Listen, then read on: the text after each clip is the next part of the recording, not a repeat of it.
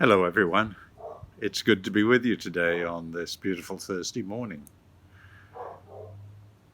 I, I'm really excited about the thought of seeing you next week as we reopen for worship on July 4th. But a lot has to happen between now and then. Thinking about returning to the sanctuary makes me think about the story of the Jewish people that is woven through what we call the Old Testament. That story of the people of Israel being deprived of their homeland and their temple destroyed, and then they go back to it repeatedly. The Jewish people have gone back, and I think that's why a lot of people don't understand the Jewish passion around the nation of Israel. Of course, the politics are complicated, but there is this yearning to be back. And for most of Jewish history, the belief was that the Jerusalem temple was the only place you could worship God on earth. At least for St. Mark's, we don't have quite that same compelling reason.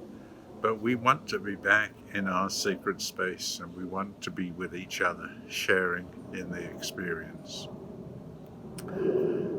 So we're moving back to the same building, but so much has changed. It's been a year of very rapid transition. COVID-19 has pushed us into lots of new and different realities.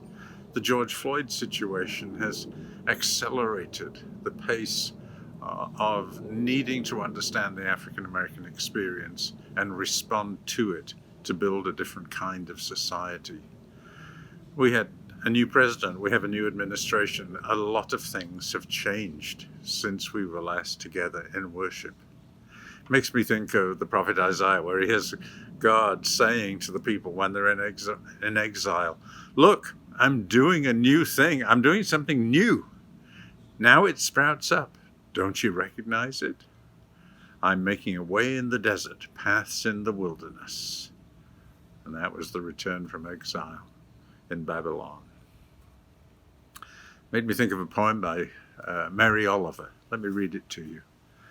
Last night the rain spoke to me, slowly saying, "What joy to come falling out of the brisk cloud, to be happy again in a new way on the earth."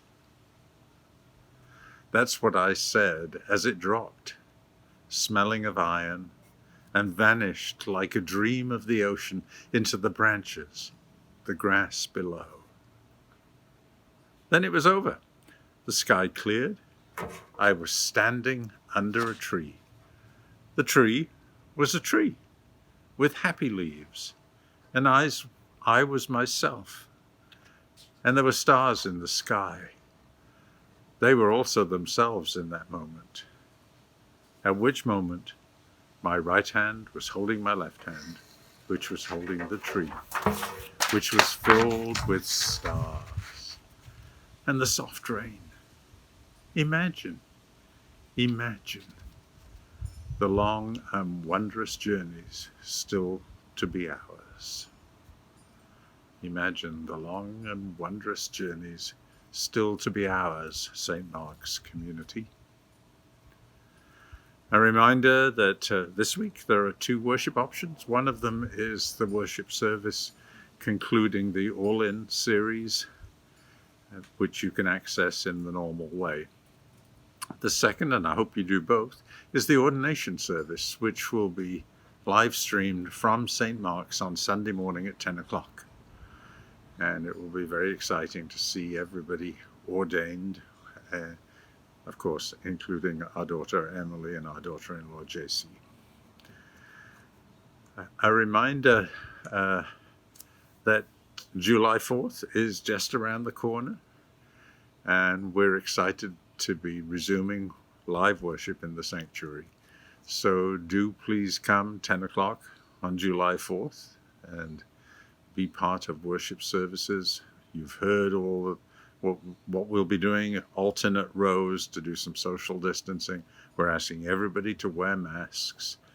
We're asking everybody to be careful because we have people who are immune compromised. We also have a lot of children who have not been vaccinated. So please be sensitive to people whose needs you may not know. I'm going to close with a Jewish prayer. It's a prayer of hope. It says this: teach me always to believe in my power to return to life, to hope, and to you, O God. No matter what pains I have endured, no matter how far I have strayed from you, give me the strength to resurrect my weary spirit. Revive me, God, so I can embrace life once more, in joy, in passion, in peace. And I pray that we as a community may be revived by God, so that we can embrace life once more, in joy, in passion, and in peace. Amen.